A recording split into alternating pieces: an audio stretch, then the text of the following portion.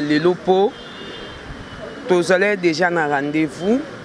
na président to monaki ye to tikelaki ye memo na biso mais so toye awa toye po na otalisaki parmi ba dossier ba traité ya liboso parmi ba dossier ba traité ya liboso il faut ba traiter dossier oyo pona nini dossier oyo eza po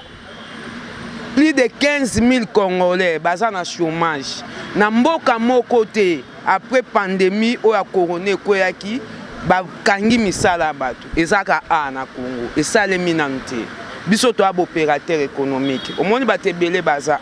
eza bato mosusu bazwaki ba crédit na ba banque po batonga basali wana ba hypothèque bien na bango banque déjà nde tozoloba boye ebandi ko menacer bato wana baozonga kutu tie pa na ngeta ke présidente ya association na ya na kutana ba konji to trouver solution association de pop funèbre de Kinshasa wapi mon papier mona na zala ngwato la kisa omoni donc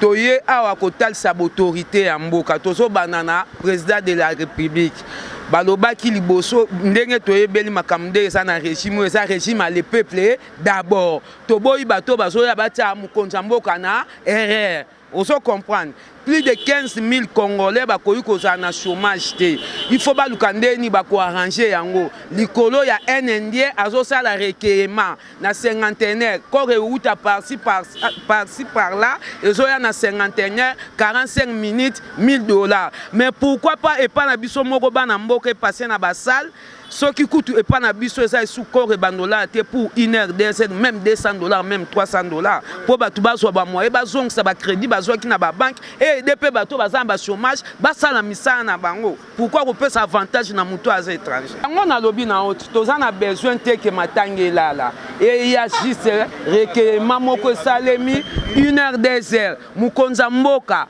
président assemblée provinciale gouverneur ba kinois ba yebi ba condition o ba kinois ba vivra awa banda kuna biso ba matonge banda kuna biso ba bandali ya balemba banda ba belge batikela biso eza mike moyen on sa ba matanga kuna ezate par rapport à $1000 au mundela 50 ya cinquantenaire azozwa pona 45 minutes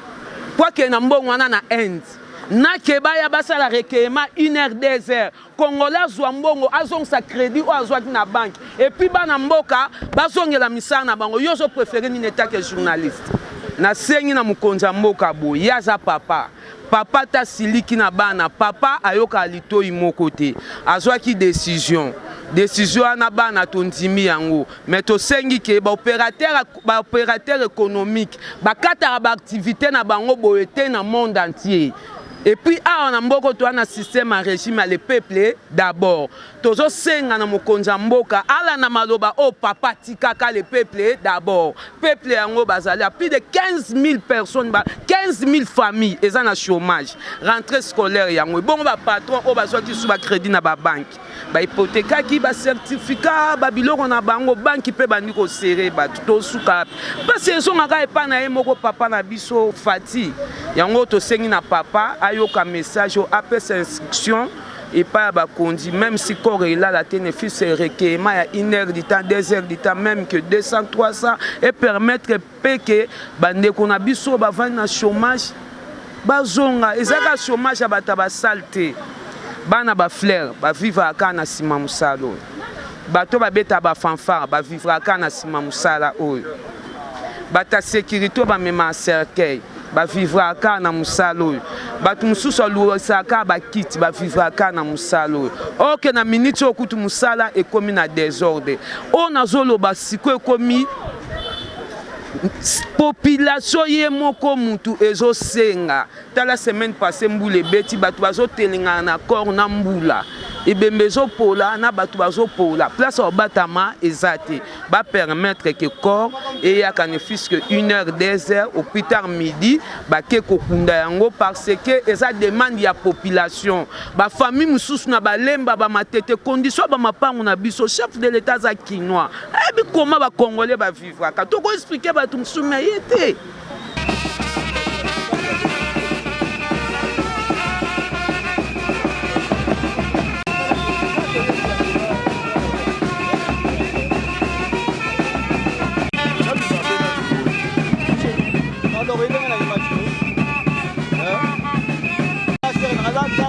camarade ya grande sœur na ngai donc sona ça les la pona grande sœur na ngai to ele me papa sona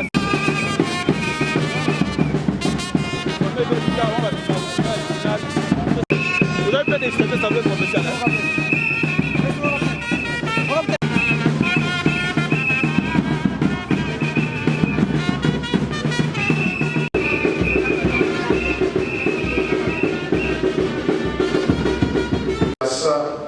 Et au bien propre,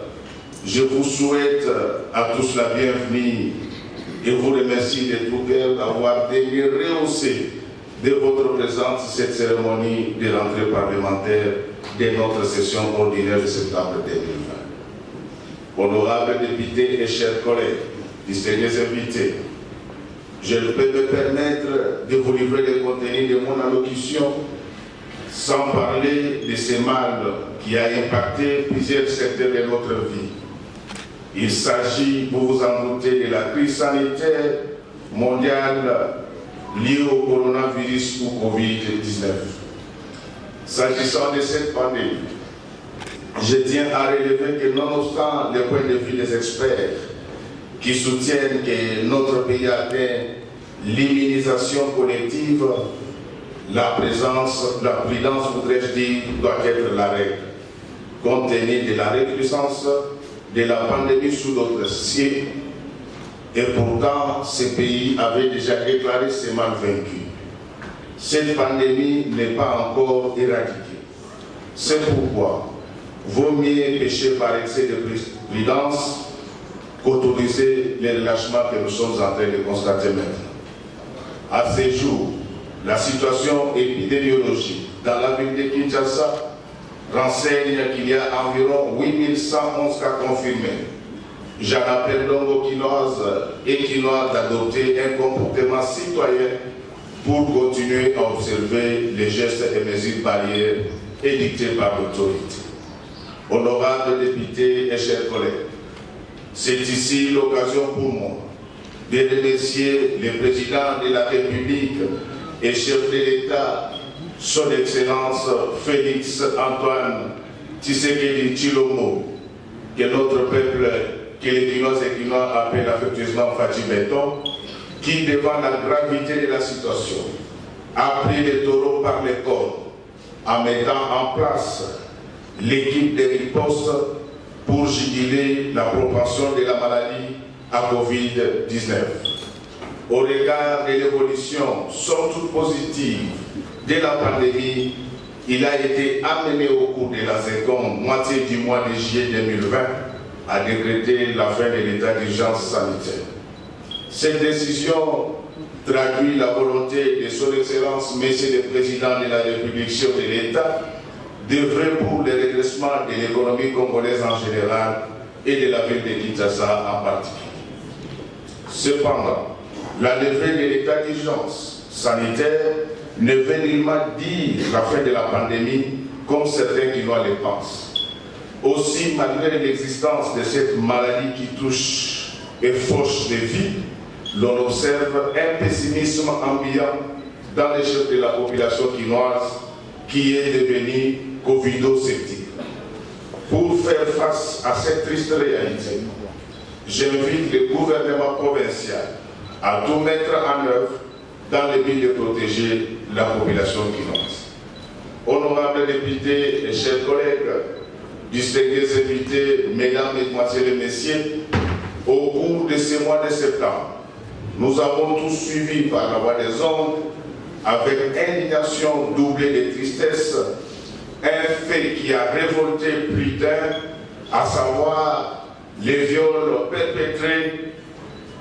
sur la personne des infirmières avec une violence inouïe, propre aux personnes privées d'humanité, à l'hôpital de santé et maternité La Révolution dans la commune de Kisesso, fief électoral de certains collègues présents dans la salle. Cette agression sexuelle remet au grand jour l'épineuse question du banditisme urbain dans la ville de Kinshasa, sans oublier les kidnappings des paisibles citoyens à l'aide de voitures communément appelées caisses. Comme si cela ne suffisait pas, nous avons appris avec stupéfaction l'attaque par des incivils dénommés Kuruna d'un poste de la police nationale installé au croisement des avenues Université Victoire où ces malfrats ont pillé les bureaux des policiers. Cet incident a suscité plusieurs questions dans les chefs de Kinois au sujet de la capacité de l'autorité à les sécuriser. Tout en condamnant véhémentement ces graves atteintes à l'intégrité de nos concitoyens, j'invite le gouvernement provincial à ne ménager aucun effort pour assurer la sécurité de la population quinoise. Quant à moi, une fois saisi de ces faits, j'ai effectué une descente à Kisesso pour m'enquérir de cette situation et ces constats, les constats faits et révoltants. C'est pourquoi la question de la mise en œuvre de la commission permanente des droits de l'homme s'avère aujourd'hui indispensable et sera soumise à la plénière. En raison des préalables à remplir pour la rendre effective, cette matière sera versée à la commission permanente politique, administrative et juridique pour l'étude de faisabilité. Honorables députés, chers collègues, pendant l'intercession, l'exercice du pouvoir n'a pas été aisé et c'est à la suite de ce qu'on a vécu lors des manifestations organisées par certains leaders politiques. Je tiens à rappeler que les manifestations publiques sont légales, mais toute chose restant égale par ailleurs, cette période n'est pas propice du fait de la circulation du virus qui fauche des vies. Loin de moi, l'idée de remettre en cause les droits légitimes reconnus à chaque citoyen d'organiser des manifestations. Cependant, le spectacle qui nous est offert à l'occasion de ces événements est désolant. Je l'ai dit avec pincement au cœur, tous nous avons suivi par les médias des agents de l'ordre brûlés vifs, mais aussi les manifestants tirés à bout portant. Ce spectacle n'est pas de nature à consolider la paix. Saisissant cette occasion, je rends hommage aux policiers et aux manifestants quinois qui sont tombés lors des pas possibles en cette matière. Nous sommes au temps du régionalisme politique,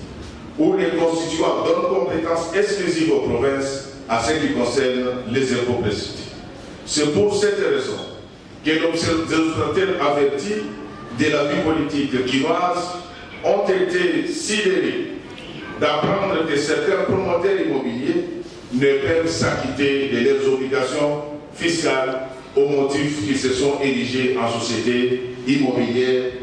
bénéficiant du coup des exemptions dans le cadre de la fiscalité centrale. Nous vous informons que ce test a été organisé de la manière la plus objective. Dans l'équipe de correction, nous avons fait venir un scientifique de l'Université catholique de Louvain et un autre de la KUR qui ont eu à travailler sous l'encadrement de notre collègue, l'honorable Peter Kazaki. Les résultats sont là, mais catastrophiques. Nous allons les publier tels quels, parce qu'en fait, il ne s'agissait pas d'une session classique dans une université. Les personnes seront classées selon l'ordre utile.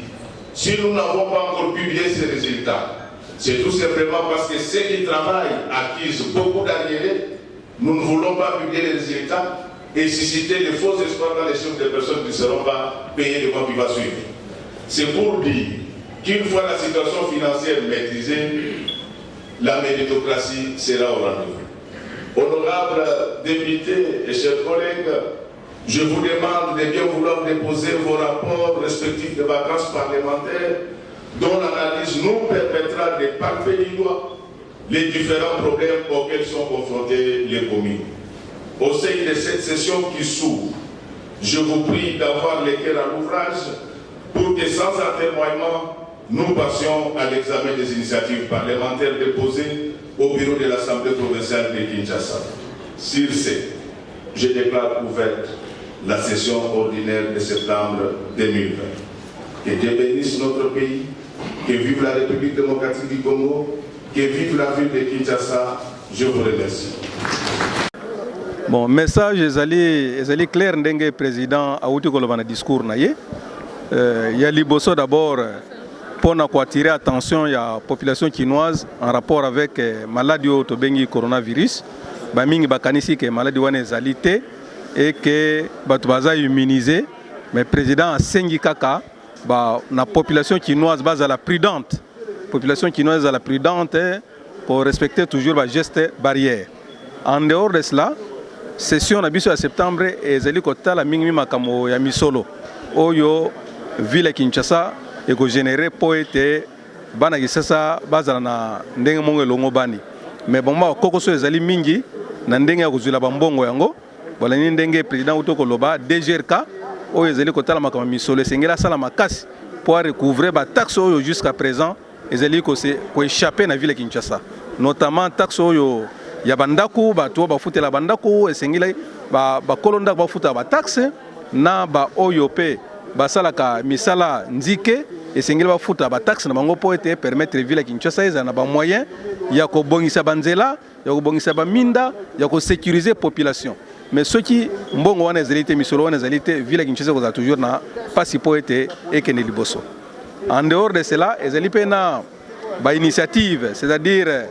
ba disposition oyo ba député ba zwaki pona ko pesa mibeko to bengi ba idi oyo ko zala débattu na session oyo na oyo tali makama ko kunda bibembe na oyo tali tourisme na mboka na biso na oyo tali ba mai na biso zeli na bopeto penza te sengili ba mai na biso zeli ko traverser ville Kinshasa ezala malamu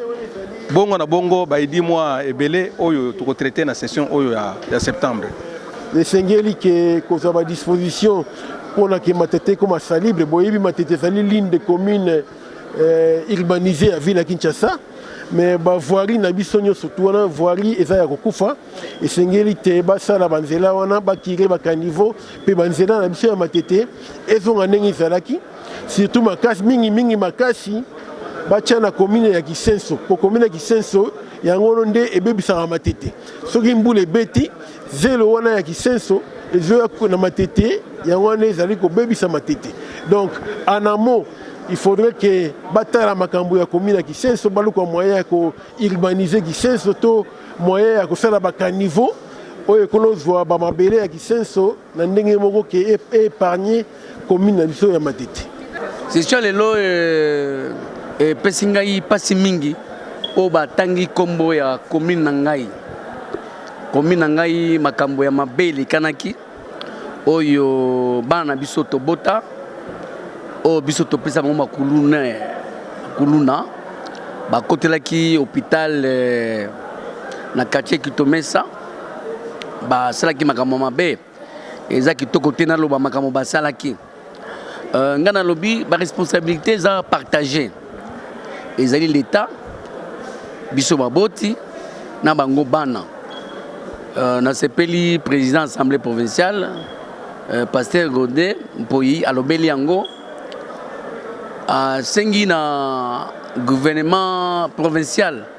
etala likambo ya insécurité na ville province ya Kinshasa